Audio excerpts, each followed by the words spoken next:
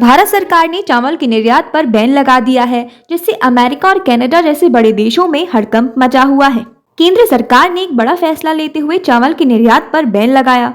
भारत सरकार ने सभी तरह के कच्चे चावल के एक्सपोर्ट पर बैन लगाया है, जिसमें बासमती चावल शामिल नहीं है, यानी सिर्फ गैर बासमती चावल के निर्यात पर ही बैन लगाया गया है। लेकिन सरकार को ये फैसला क्यों लेना पड़ा और अमेरिका और कनाडा जैसे देश इससे कैसे प्रभावित हो रहे हैं, आपको इस वीडियो में पूरी जानकारी देंगे।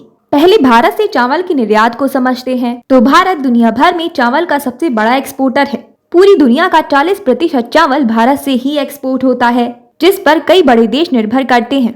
अब ये भी समझ लेते हैं कि कितना बड़ा है राइस मार्केट। इस वित्तीय वर्ष के दौरान भारत से कुल $4.2 मिलियन के चावल का निर्यात किया गया। भारत से जो चावल निर्यात होता है उसमें गैर बासमती चावल का हिस्सा करीब 25% है। इसके अलावा भारत से सबसे अधिक चावल का निर्यात स्पेन, इटली, अमेरिका, थाईलैंड और श्रीलंका को किया जाता है, जिससे जाहिर हो जाता है कि भारत सरकार के इस बड़े फैसले से ये देश प्रभावित होने जा रहे हैं।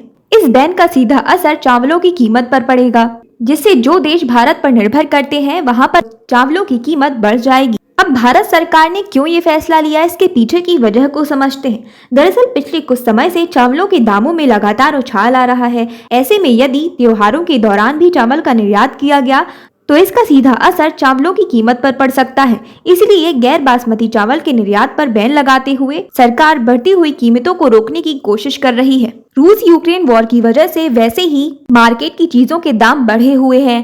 ऐसे में भारत सरकार का पूरा ध्यान अपने देश की वस्तुओं के दामों को नियंत्रित करने पर है। खाद्य विभाग ने बताया कि त्योहारों के समय में चावल की डिमांड में तेजी आना स्वाभाविक है। ऐसे में यदि निर्यात पर लगाम नहीं लगाई गई तो खुदरा कीमतें बढ़ना तय है। हालांकि खाद्य विभाग ने सभी तरह के चावल के निर्यात नीति में कोई भी बदलाव नहीं किया है। केवल बासमती के अलावा दूसरे चावलों के निर्यात पर बैन लगाया गया है, क्योंकि पिछले कुछ दिनों से इन चावलों की कीमतों में भारी वृद्धि हो रही थी। भारत सरकार ने जब से ये फैसला लिया है तब से अमेरिका में एक एक व्यक्ति 10-10 पैकेट खरीद रहा है। वहाँ सुपरमार्केट में चावलों को खरीदने के लिए लोगों के बीच होड़ लग गई है।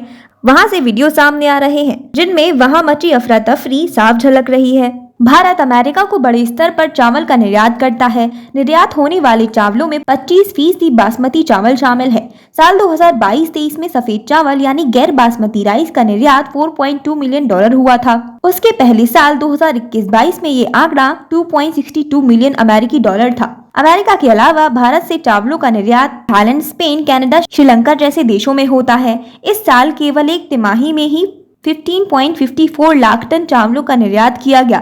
हर साल तिमाही आधार पर चावलों के निर्यात में वृद्धि होती है, लेकिन इस बार लगा बैन कई देशों के लिए चावल का संकट पैदा कर रहा है, क्योंकि इन देशों की चावल की डिमांड पूरी नहीं हो पा रही है और जो देश इनकी डिमांड पूरी कर सकता था उसने चावल के निर्यात पर बैन लगा दिया है। इससे इन सभी देशों में चावलों के दामों में वृद्धि होना तय है।